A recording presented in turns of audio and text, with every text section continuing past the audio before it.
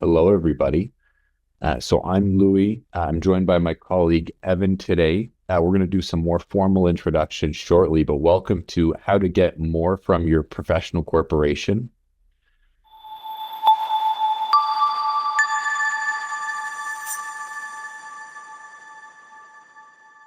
So we'll do just a brief formal introduction. So I'm Louis. I'm one of the financial planners and associate portfolio managers at PWL. I'm joined by Evan, and I'm going to let him do more of a formal introduction for himself. Yeah, so I'm an associate advisor and financial planner at PWL. I work very closely with Louis and another advisor, helping clients achieve their goals and objectives. So today we're going to cover and answer some of the common questions that we get often from clients. So how do corporations work? We'll do a review on corporate taxation. How do you actually invest within a corporation? Touch on some commonly asked questions that we see and receive often enough. If we have time, we want to walk through a live financial planning case study using financial planning software. And lastly, we'll touch on some questions and Q&A at the end of the presentation if anyone has questions that they would like to ask. So to start, we wanted to just touch on briefly what a corporation is and how do they actually work in practice. So a corporation is considered a separate legal entity. It's a structure that is legally distinct from the owners of the corporation personally. So there's different types of corporations with a wide variety of relevant tax implications. But today we're going to be covering specifically corporations for professionals. Now, the usage of corporations for professionals is going to vary province to province. As the organization granting the professional designations, they must permit the usage of a corporation.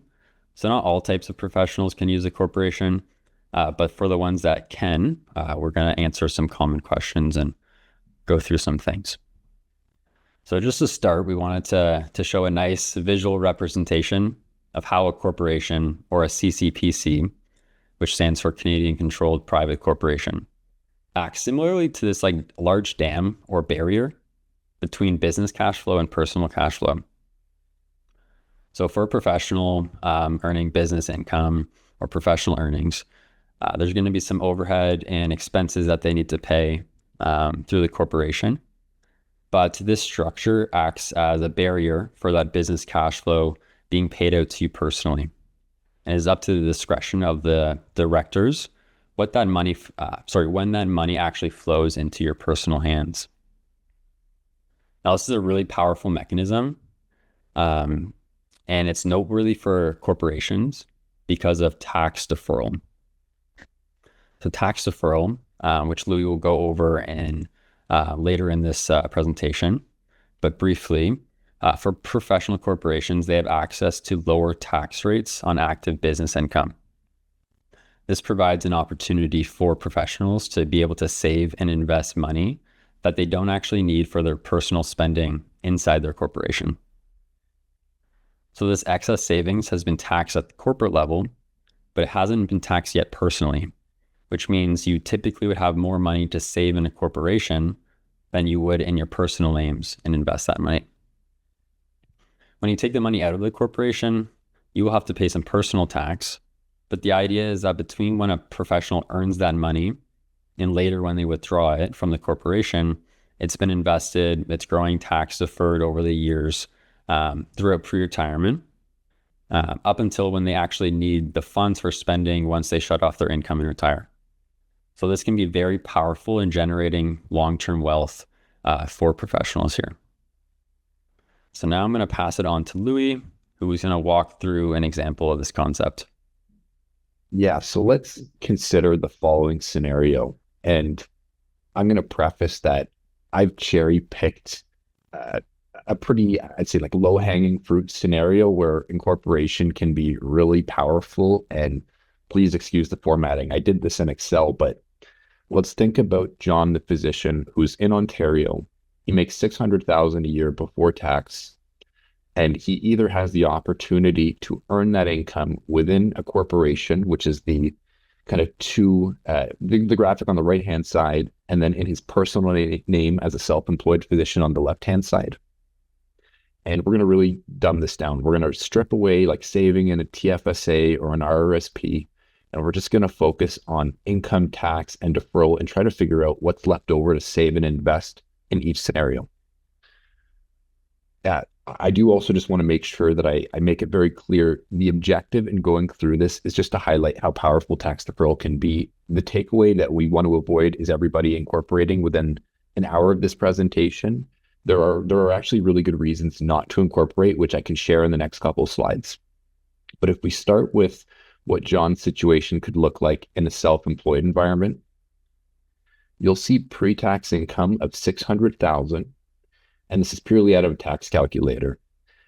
There is no flexibility in the absence of R.S.P. contributions, which we've agreed to ignore, to defer tax on any of that income. So it all has to be taxed.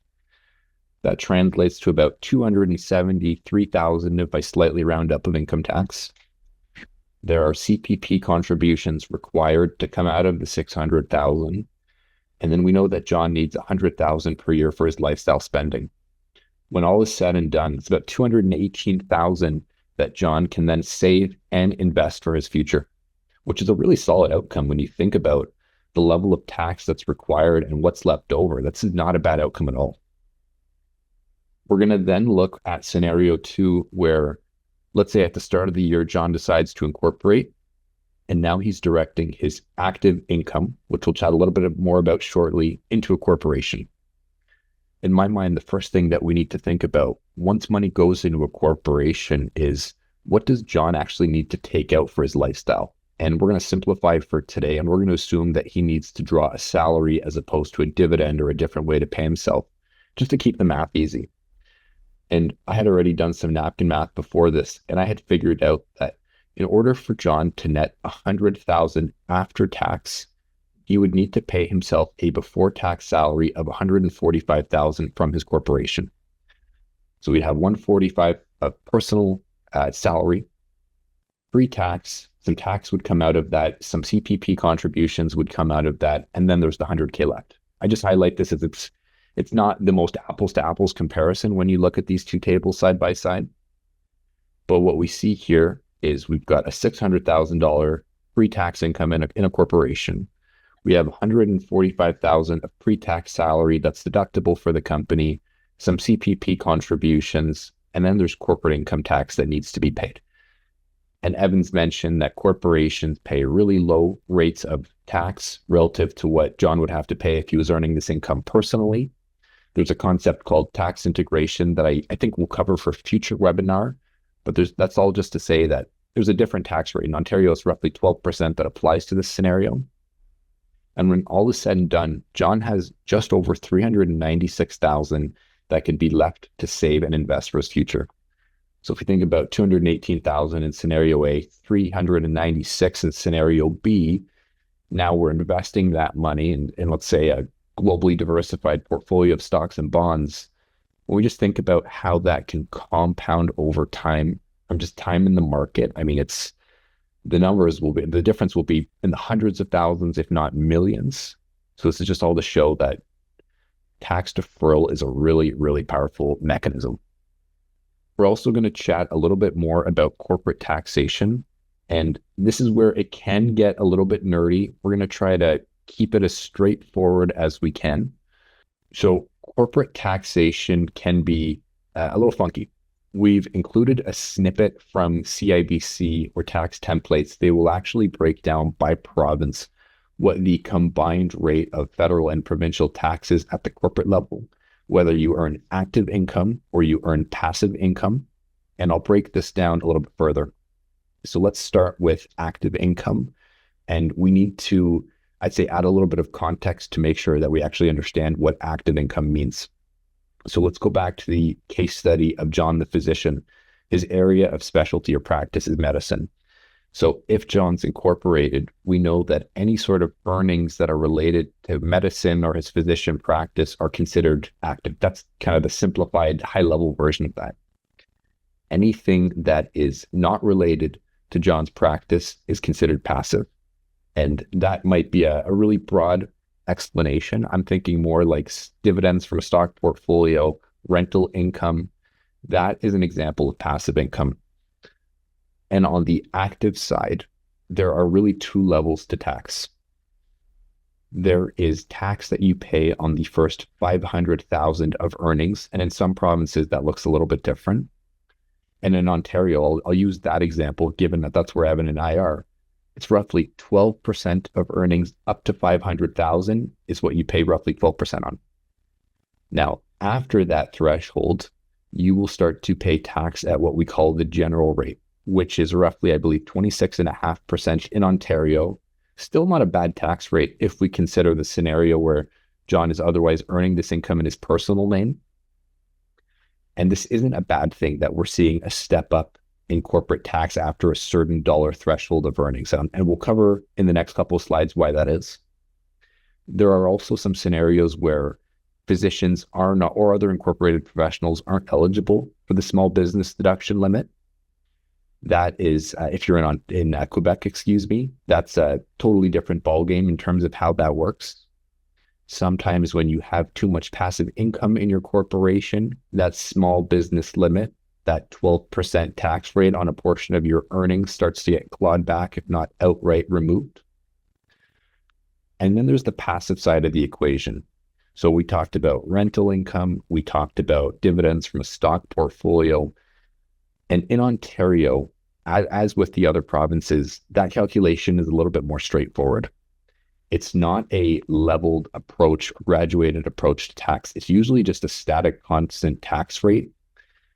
Alberta is the one where it's noticeably the lowest. It's about 46%. In Ontario, I'll stay on that path. It's roughly 50%. So I want to use an example that we can reference later on to kind of illustrate this. Let's say John's incorporated and he sells a stock in his corporation that has gone up in value by $100,000. So that's a $100,000 capital gain. 50% of that is taxable. So 50 grand of taxable income for the company at a tax rate of 50%. It's 25,000 of corporate tax. I'll stop there for now. We'll pick that up in a little bit, but that's a high level summary of passive and active corporate income tax. So somebody actually nailed it. There's really three main buckets that I've listed here that we think about a lot. And I might just add a fourth bonus one. But the important thing to highlight is that when we think about these notional account balances, these aren't actually accounts that exist. Like you're not going to walk into your bank and figure out where your grip account is. These are accounts that exist only on paper.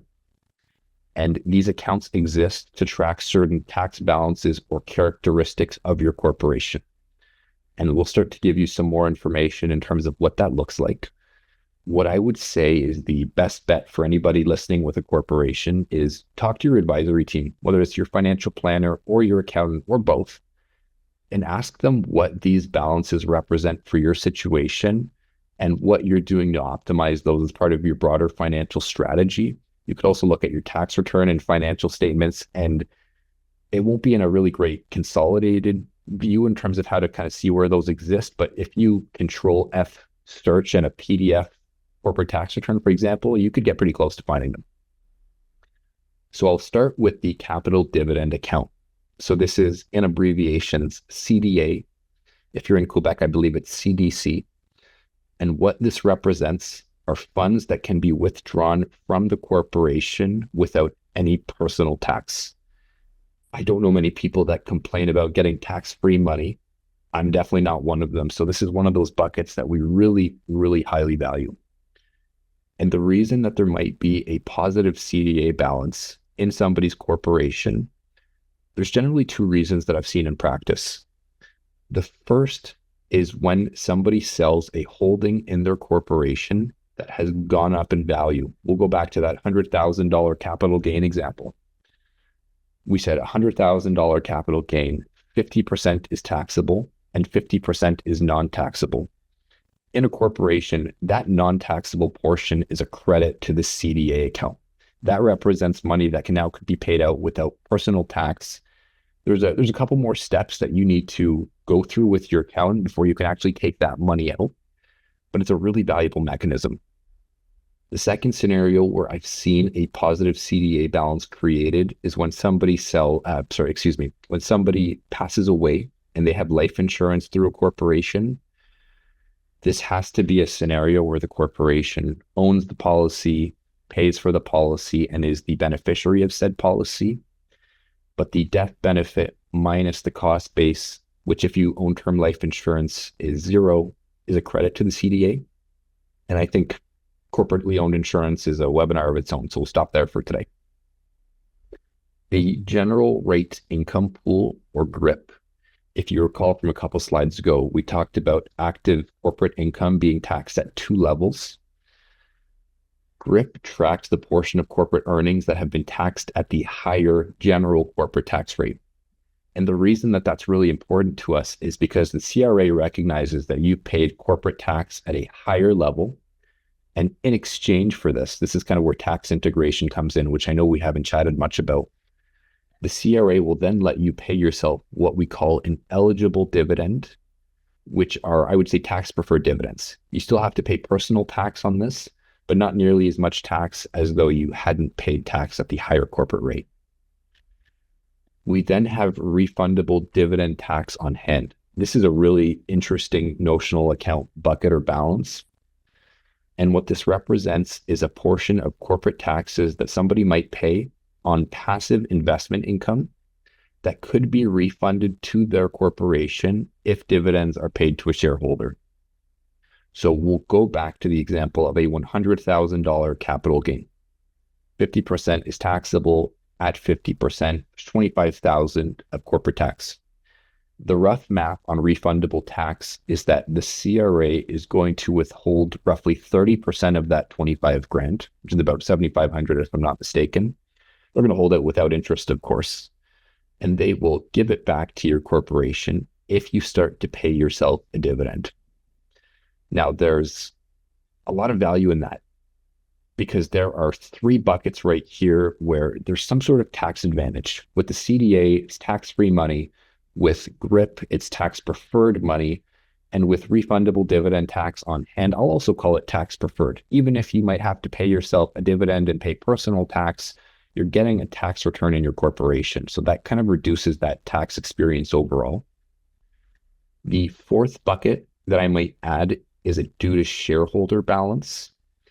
And this might exist if somebody loans money into their corporation. Like, let's say it's somebody who's starting a gym. They've incorporated and they're going to take some of their personal funds and they're going to loan it to their company to kind of kick things off and inject some capital. That's a loan. So once there's extra capital or cash in the company that can be paid back to the owner of that corporation, that can come out without personal tax. It's very similar to the CDA. So we really value that bucket as well. Why do we care about this? And the reasons that we do, I would say, are twofold. Reason number one is these notional account balances don't go up with inflation. The cost of living goes up, but these balances aren't adjusted for that. So let's say in the scenario where John sells that stock and he's got the $100,000 capital gain, and now 50% of it can come out of the corporation without personal tax via the CDA. Let's say we know he needs to buy a car next year. And right now, $50,000 can afford him a Tesla 3. If John, for some reason, his need for the car changes and he's like, you know what, I'll keep my beater car for a few more years and I'll buy another one in 4 years. If the cost of living goes up and now that $50,000 CDA balance can only buy John a 2008 Honda Civic, that's not great. That is a representation of your money kind of devaluing over time because of the cost of living going up. So we really value clearing those balances as we can to put money into your pockets today, especially as part of your compensation or as cash needs come up. The second reason is that these are tax advantage buckets, like I mentioned before, and we can kind of use this as a dynamic portion of your compensation. We'll chat a little bit about a framework for how you could consider paying yourself. And I think the best way to determine this answer is to look at a financial plan and actually model different compensation strategies. But here's the framework in which we'd go about this. Step one is identify what your cash needs are. What do you need in your jeans after tax each month or each year for your lifestyle?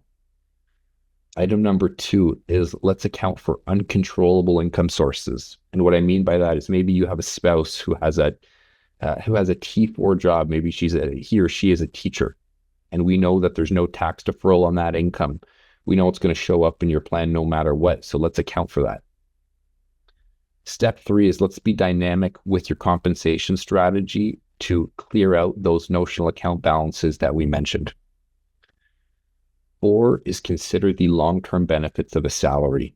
It's one of those things at PWL that for some incorporated professionals, we really value. Building R.S.P room, you can only do that with a salary. Paying into Canada Pension Plan, Quebec Pension Plan, you can only do that with a salary. For some, I'll use John, the physician again. There can be instances where maybe John is working on some sort of research, and those kinds of activities could be eligible for really valuable tax incentives for somebody's corporation. But in exchange for that, you have to pay yourself a salary to a certain degree. That could be another reason where salary might be more valuable than a dividend. Step five is consider diversifying the accounts that you save in.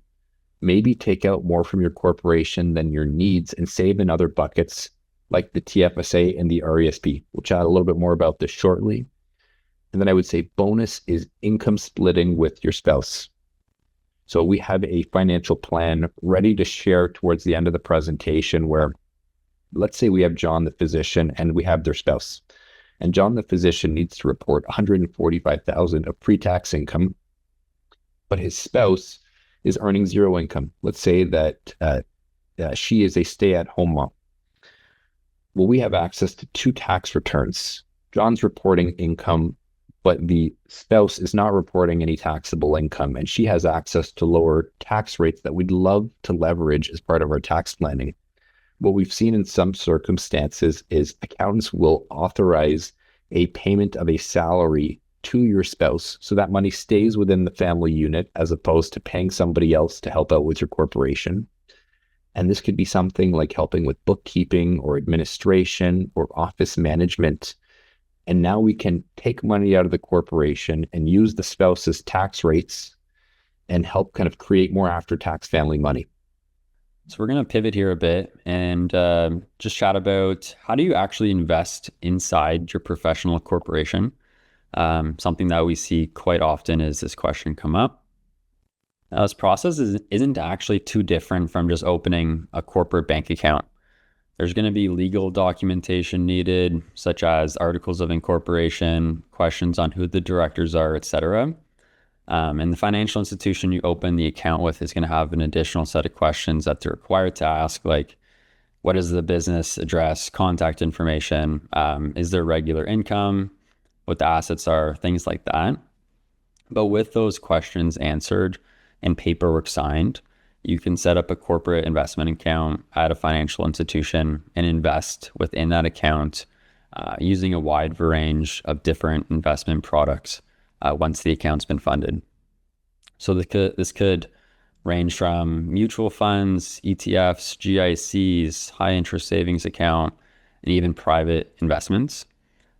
In this session, we're not going to get into the reasons to consider each of those different products, but they can be available depending on where you set up the investment account. Now, outside of an investment account, you can also purchase real estate inside the corporation. And this could be a real estate building that's related to your practice, which allows you to conduct your business, or it could even be a rental property that is purely an investment. And we'll touch on the real estate decision within the corporation a bit later in the presentation as well. But next, we want to just review some commonly asked questions that we receive. So this first question that we would love input from the people attending: how much money should I set aside in savings for monthly overhead expenses? So let's say you're a practicing professional, you have monthly expenses that arise each month that you need to pay so you can continue to earn an income. How much do you set aside in reserve generally? Now, this question can be a little tricky because I would argue that there's not a perfect answer that applies to every practicing professional. The amount's going to be very dependent on those monthly expenses. So for example, 4K might be like a very nice cushion for that specific professional, but it also could be quite low depending on monthly expenses. So for another variable is how regular and stable your monthly business income is. Subjective, agreed. It depends. Yes. 3 months, you'd have to save enough to cover your expenses. Of course. So as a nice starting point, as people have mentioned, is 3 to 6 months of overhead. And depending on stability of earnings, vacation, if there's parental leave coming up, you might consider actually having quite a bit more than only 6 months of liquid cash sitting inside the corporation.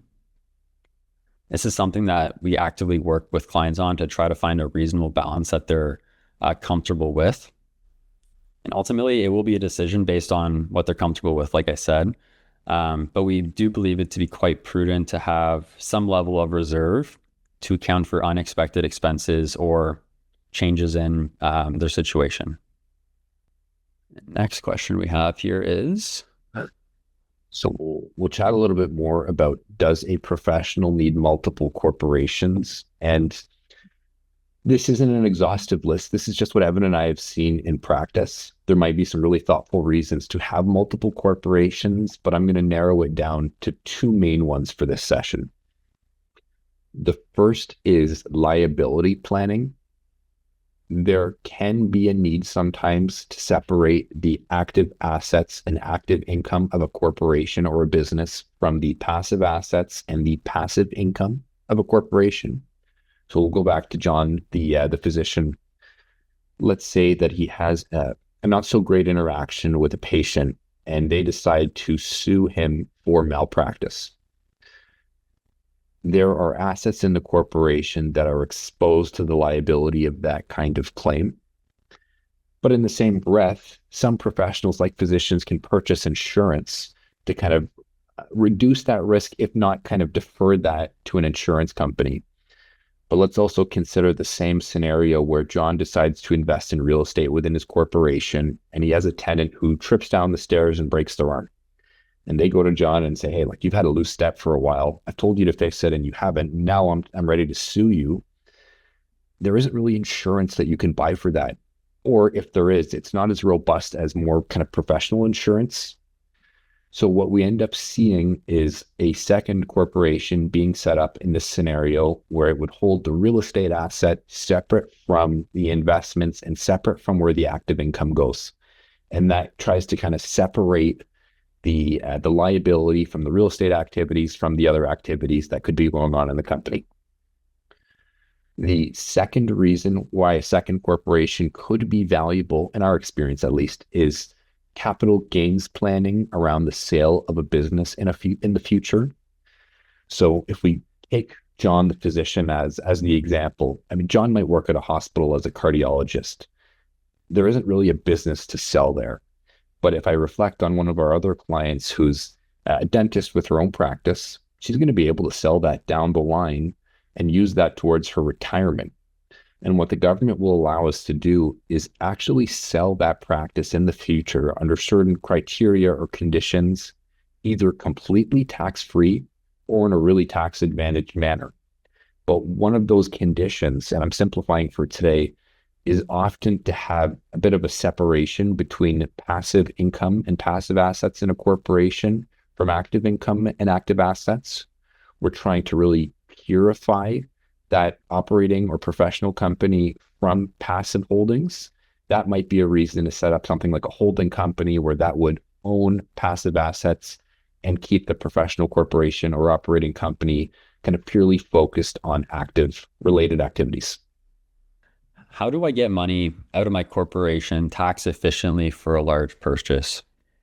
So let's give an example. Let's say you're thinking of putting in a large in-ground pool in your backyard and you don't have any personal cash on hand for this purchase and you're looking at your corporation. Is there any tax efficient buckets or ways you can withdraw that money? Dividend, shareholder loan, great ideas. Notional accounts, love it. Notional accounts. people have received the message, Louis. The notional accounts are powerful. So we've listed out some potential strategies that you could use to pay for a large personal expense. So when we work with clients, we like to model these types of strategies to determine like what the optimal method is for actually paying for this expense. And we like to frame the optimal solution in the frame of what leads to the most wealth generated and passed along through your estate to your beneficiaries. And we do this by reviewing a client's financial plan. So some of the strategies that we've listed here is you could use personal debt to pay for the purchase, such as a line of credit. And that was a bit, it's not directly related to the previous question, but it is an option. You could pay yourself a dividend, non-eligible or eligible. As Louis walked through earlier in the optimal compensation section and taxation section, there may be good reasons to choose one of these buckets, depending if there is refundable tax available. If there's a CDA or due to shareholder balance, this represents money that can be taken out of the corporation free of personal tax. Louis walked through what a due to shareholder balance is, but it is effectively a loan from the corporation to the shareholder that can then be repaid by removing money from the corporation. Now, this next strategy is you could voluntarily realize capital gains from any appreciated securities in a corporate investment account. And what this does, it will create a credit to that capital dividend account. As Louis mentioned, 50% of the gain realized would flow to the CDA that can then be paid out to yourself personally to pay for one of these large expenses.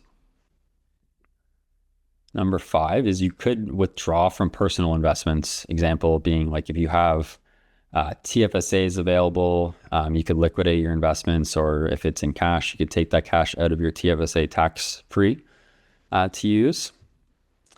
And lastly, you could take the money out of the corporation as a shareholder loan. So how this would work in practice is let's say that the year end is December 31st. That's when the tax filing needs to be completed. That's when the year end is, sorry. You would draw money from the corporate bank account to yourself personally today. Come December 31st, 2026, your accountant can record a shareholder loan from you personally to the corporation, and there's no immediate tax consequence from this. This loan does then need to be repaid by the following year end. So December 31st, 2027, or else it will be considered income to you personally. And we highlight this as an option because if you have certainty that there's going to be personal cash flow or personal cash available sometime in the future within that time frame, this might be just a nice, useful, non-headache way to take money out in the meantime. Now, the best strategy might not always be like the optimal financial decision. After evaluating all these options, the most optimal financial decision might actually just to be use personal debt if that's available to you. For someone who's debt averse, they may prefer liquidating investments and paying a bit of tax to withdraw that money instead of accruing the debt. For us, if we do the modeling and it says that using personal debt is optimal, but for this person who is debt averse, they may actually prefer just liquidating the investments. And if that helps them sleep better at night, we 100% support that decision. So the next question is about if one should only save in their corporation or if they should save in other buckets like their TFSAs, RRSPs, RESP, first home savers account, etc. And the answer is that we need to model it. I really think that's the right approach. Kind of similar to how Evan mentioned, should I extract funds from my corporation for a large expense in manner A versus manner B? And we can share our perspective in terms of what we've seen work well. We can talk about psychology and we can talk about financial math in the short term, but really the best way to quantify this is let's look at a long-term plan and let's test different ideas. I do have 2 thoughts though that kind of lead into an analysis that I'll happily share with anybody considering this decision. The first is at face value. If we go back to corporate taxation for passive income, 50% static tax rate. I then think about buckets like the TFSA where you will never pay a dime in tax. Now, there's a tax cost to getting money out of a corporation and into a TFSA, but in my mind, there's a lot of value in trying to shift funds from tax heavy structures into tax advantage or tax free ones. Now, we also need to figure out the right pace in which one should do this. So, this is where the modeling comes in handy. Thought number two is that tax diversification matters. I really firmly believe in the concept of filling as many different buckets as you possibly can to make sure that you kind of bulletproof your strategy. And in theory, it makes sense to me because when I think about a financial plan, I think about a lot of assumptions that we have to make. Some of those assumptions are more certain, some of them are uncertain. Some of the more certain ones are your age, maybe how long you want to work, although health might influence that, what your income is today. But some of the more uncertain ones are inflation, expected returns, tax rules, and how those might change in the future. And I think we got a real whiff of this a couple summers ago, where the government decided that they wanted to propose a change to the capital gains inclusion rate. So again, $100,000 capital gain, 50% is taxable as of present. They wanted to bump that to 67%. And for those that had exclusively saved in their corporations and they hadn't filled the other buckets that were part of their strategy, that was really stressful. That was a tough summer for a lot of people where their plans changed. Honestly, we were using a certain set of assumptions about tax rules that we know are true today. The government decided that they wanted to change it. People's plans automatically became less successful. But from our perspective, we've been preaching the concept of tax diversification for so long. So this didn't impact a lot of our clients, but I could see a scenario where this would be really uncomfortable and some really hard decisions would have to be made. So similar to how you diversify the investments, definitely diversify the tax strategy too. Okay.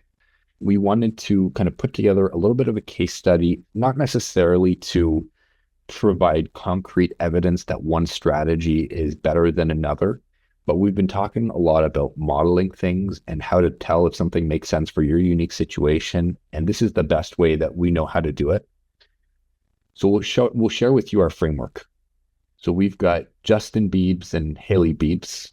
For those interested, that's not a Louis and Evann original idea. That's a software demo idea. My creativity doesn't expand beyond John the physician. But Evann, if you click out of that, and let's just kind of stay on the high level cards for a moment, just in current data, please. I'll take you through just high level characteristics about this plan. So we have Justin and Haley. We've got one stay-at-home parent and one physician parent. Incorporated. We have a bunch of different investment accounts personally. So you'll see RSPs and TFSAs. There's going to be a certain level of Canada pension plan and old age security that shows up in the plan at some point. We have somebody's home valued in here. Let's say these guys just bought their place for $1.5 million with $1 million mortgage. And $13,000 a month is the after-tax spending need that needs to land in their pockets every month, no matter what. And maybe, Evan, if we just flip to the corporation, let's look at what we're working through here.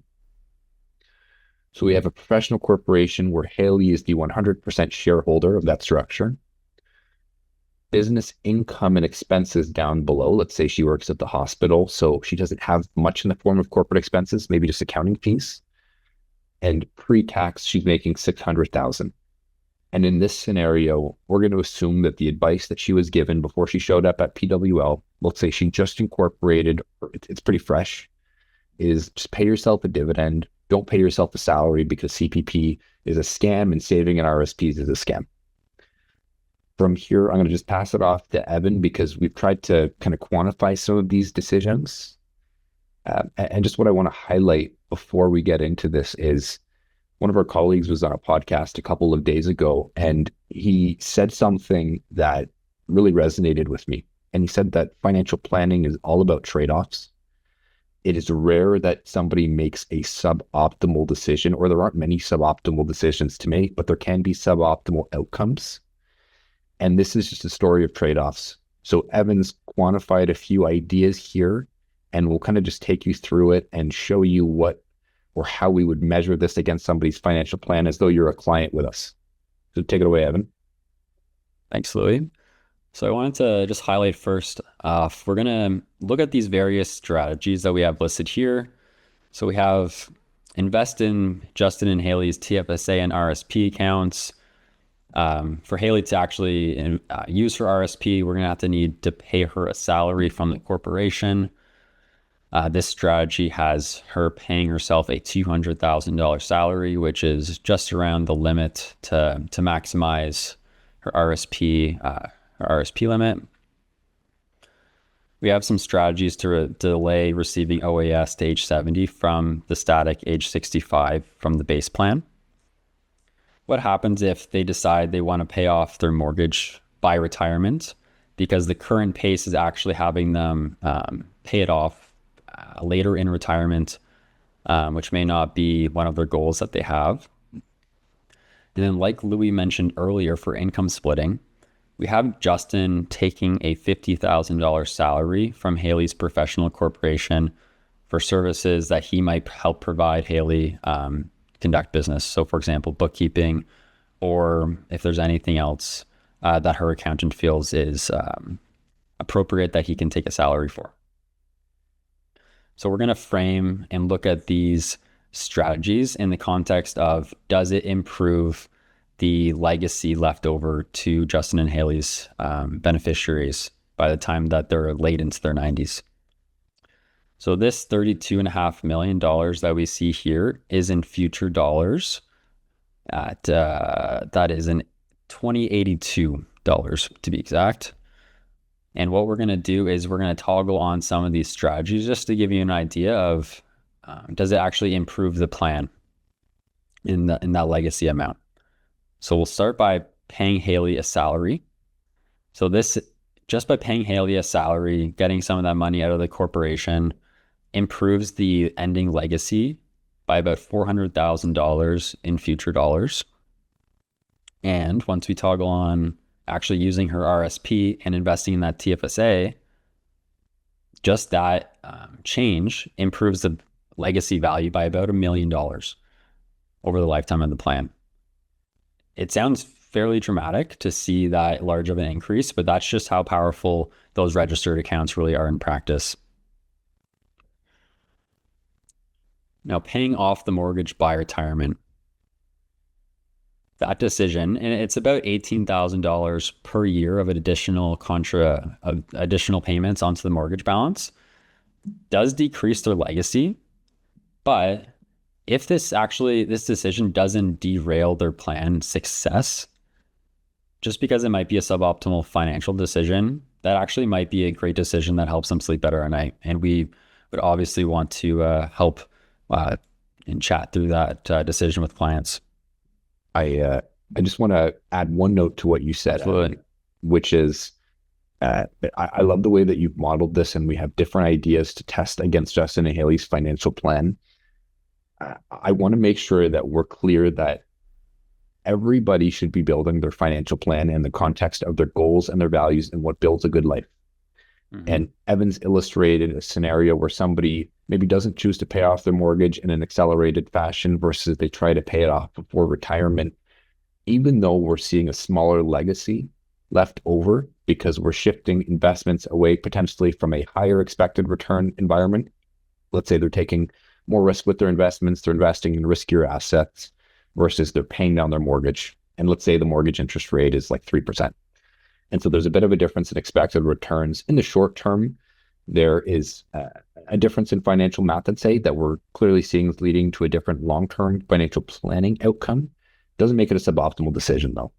There, to Evan's point, as long as we see a successful plan, no matter what, we just have to help people make informed decisions in the context of their plan and in the context of what builds a good life. So hopefully the message that was passed on from both of us isn't that you should just save every penny in your corporation because tax deferral trumps everything else. This is just, again, know what the trade-offs are. For this next session, if anybody's got questions or they have ideas that they want to talk about.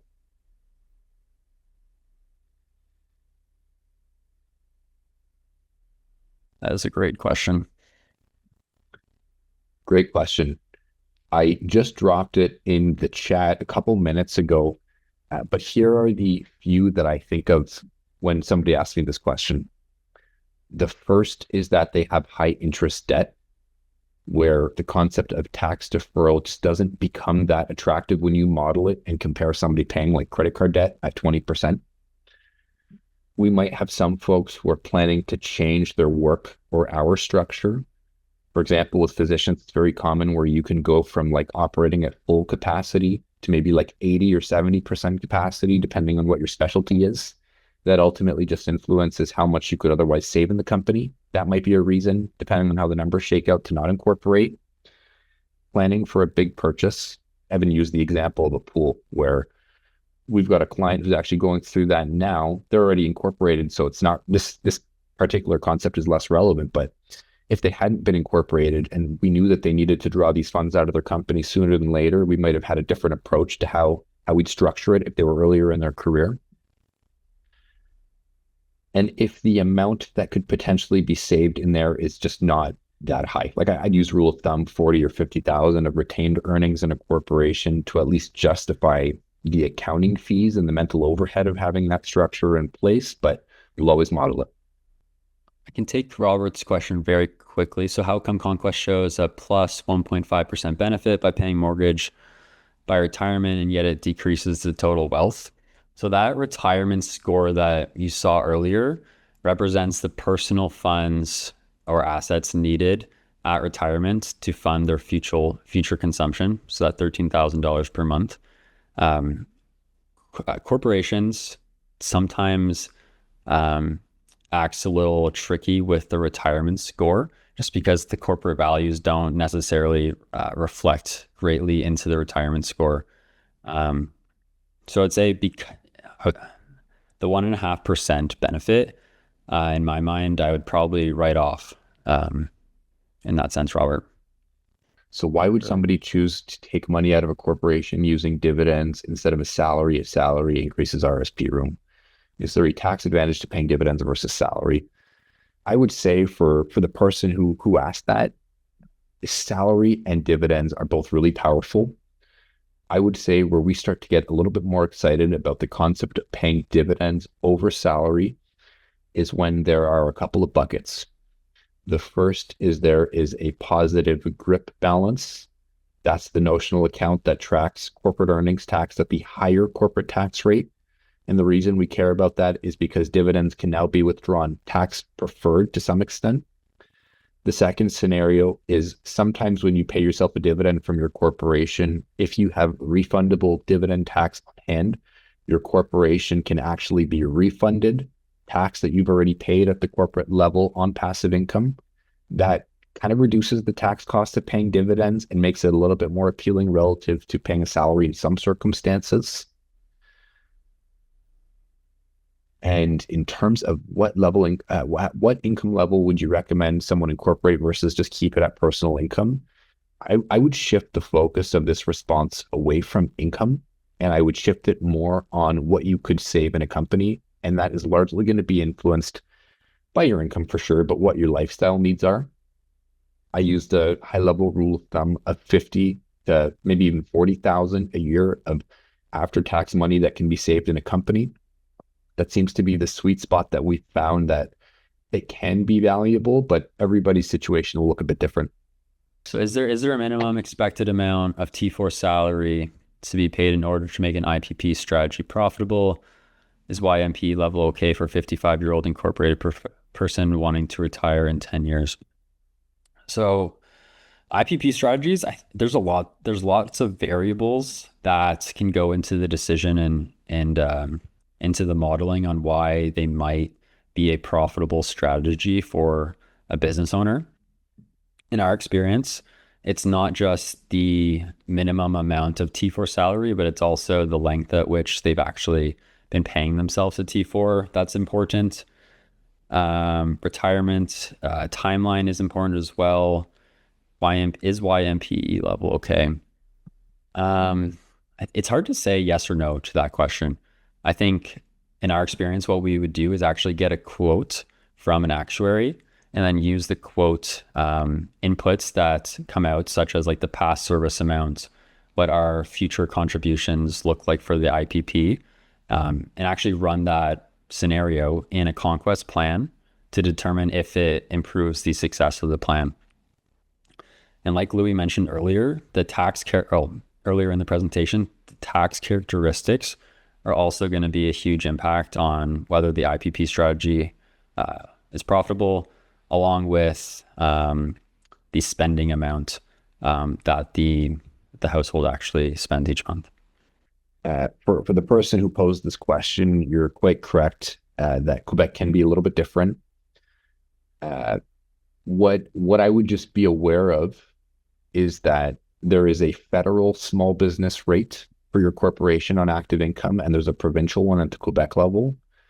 In order to qualify for the Quebec portion of the small business limit, physicians or incorporated professionals, I think this actually more relates to physicians, if I'm not mistaken. I'll have to double check that, but you have to work like an absurd amount of hours in order to qualify for the provincial small business deduction or limit in Quebec, to the point where it actually doesn't make sense. Like, I think we've tried to quantify it, and you need like 5 or 6 full-time staff to even get close to that hour threshold. So just be aware that you're probably not getting the Quebec small business limit, and that means that you likely have more grip than you otherwise would if you were in a different province. We'll have a couple resources to share, and Connor, I know you're already dropping some links for resources. Thank you for sharing MoneyScope. If you have a moment, Connor, and you can drop like Ben's YouTube, the PWL planning tool link would be awesome. Rational reminder, please check out the podcast. This is definitely less related to corporate tax planning. I think some folks would appreciate a break from that. But there is a great just shelf of information in terms of all of the there's a nice shelf of videos and resources on investing and financial planning and living a good life. For anybody who is interested in more information, whether you're an advisor or whether you're a business owner who is looking to chat, this is a no commitment conversation. You're welcome to just reach out, and we're happy to share ideas or talk through any planning items that you're working on. But I think that's all that we have for today. Thanks very much for your time, everybody, and we'll have another one of these soon.